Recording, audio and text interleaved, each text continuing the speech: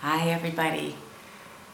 I'm talking to you from the third week of our 1-month March meditation retreat here at Spirit Rock.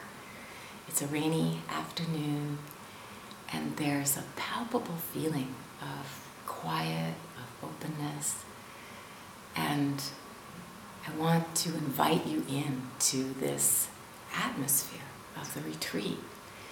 Because really it only takes a few seconds to let ourselves drop into a feeling, a state of calm. And there is a pervasive sense of calm, of concentrated awareness that just permeates this retreat. We don't feel it when we're here, but when I go out and come back, it's really like stepping into, I don't know what, a beautiful sauna or something. You can feel this atmosphere which comes from the devoted and dedicated practice of the almost 100 people who are here together.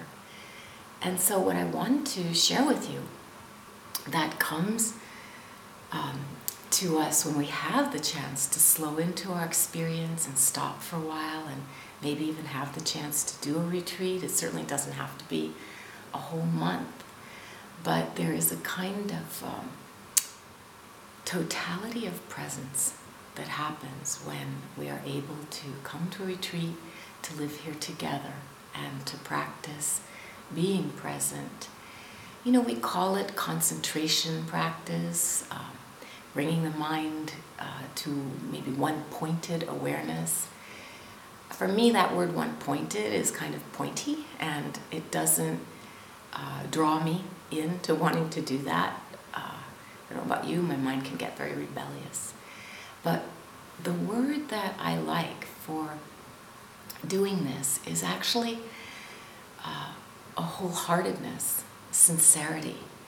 The root of the word sincerity means wholehearted, bringing all of us to the moment and not excluding anything or any part of our own being from, in a way, being able to just be as we are and really be able to feel the calm that comes from being allowed to do that. Oscar Wilde, the famous Irish poet and writer, he said, "Be yourself, because everyone else is already taken." And I like this aspect of meditation practice, that it's a kind of come as you are party. And we really, we gather our attention, we focus, and it's a very painstaking work, breath by breath, moment by moment, very simple, staying with whatever subject of meditation we've chosen, loving kindness, mindfulness.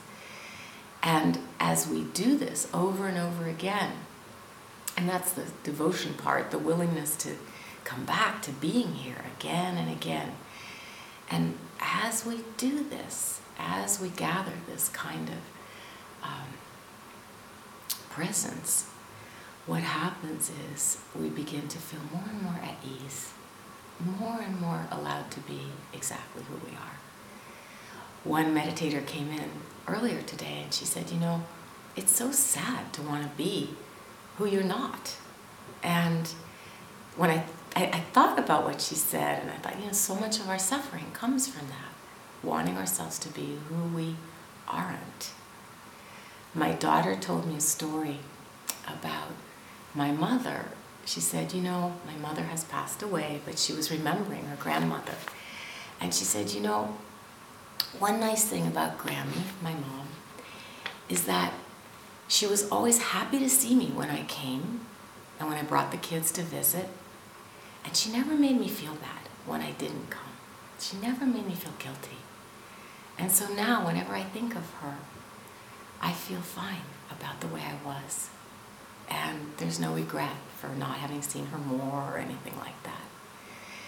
And this is one of the proximate, primary, most important conditions for concentrating the mind and heart, for calming down, for coming into this fullness, wholeheartedness, sincerity of presence, is that ability to be contented with what we do have, to shine the light of attention on, the ingredients of this present moment and realize what we already have, no matter what it is enough for our awakening.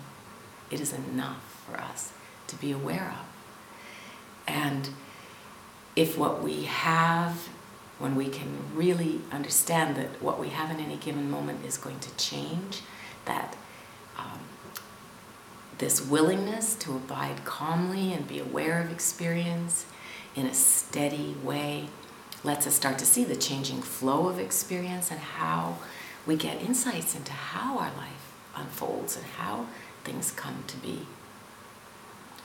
And from doing that, the mind starts to lose its anxiety, and it can change its relationship to wanting things to be different, wanting somehow, the more, better, different, whatever that might be.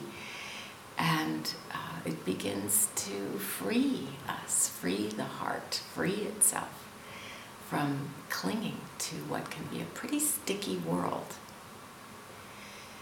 So this is really what I want to share with you today, that I want to encourage you to slow into your experience, and even if it's 15 or 20 seconds, to simply drop into being who you are, as you are, looking deeply at what's happening here, right now, and understanding that just doing this will give you confidence, it'll help you relax, it'll gladden the heart, because then we're not so burdened by worries about ourselves and all that self-consciousness that separates us from experience.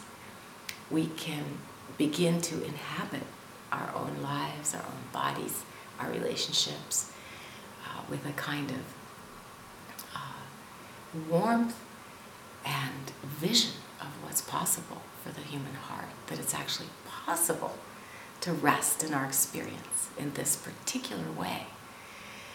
The Buddha said that the mind that can't concentrate is like a fish when it's pulled out of water, he said, and it's cast on land, throbbing and quivering. Even so is this mind when it's agitated. And we all know what that feels like, especially at the end of a busy day. So, this is what the poet Rumi said.